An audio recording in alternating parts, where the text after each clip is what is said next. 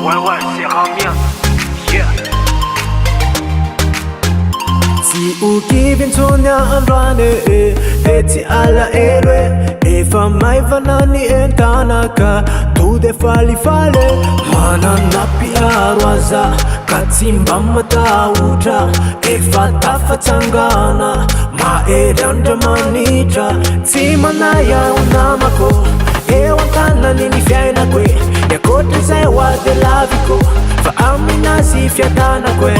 tsimana ya unamako ewantana nini fiaina kwe yakote zewa de laviko fa amina si fiatana kwe izi nuitari kya nilala kwe izi iyani nitaraina kwe izi nufana tena kusuke izi nyante era kwe tsimana ya rinamako efe watana nene fiana kwe nyakotize wadete laviko fanya minazi ni fiatana kwe ukivin tonya andwane teti ala ele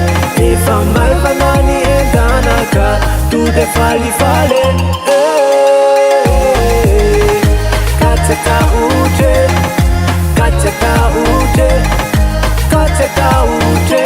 Mtangani no azami tuman fa aturu kwa noni lala na makani tifi angu nona fa jeso iyane mu anavuta na anaparani an matukisa mi beba fa mandeni le ra akoti zewa de ti affaire mingavya no wa uri namako mingavya no ora iso pu ize simana ya unamako ewantana nini fiaina kwe yakote zewa de laviko fa amina si fiatana kwe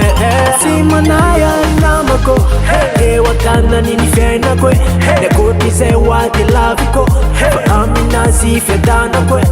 izi nuitari kya nilala kwe izi iyani nitaraina kwe izi nufana tena kusuke izi nyante era kwe tsimana ya rinamako efe watana nene fiana kwe nyakotize wadete laviko fanya minazi ni fiatana kwe ukivin tonya andwane teti ala ele efa malvanani endanaka tude fali fale kateta uje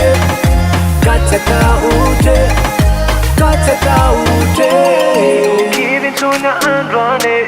teti ala ele efa malvanani endanaka tude fali fale Timata uje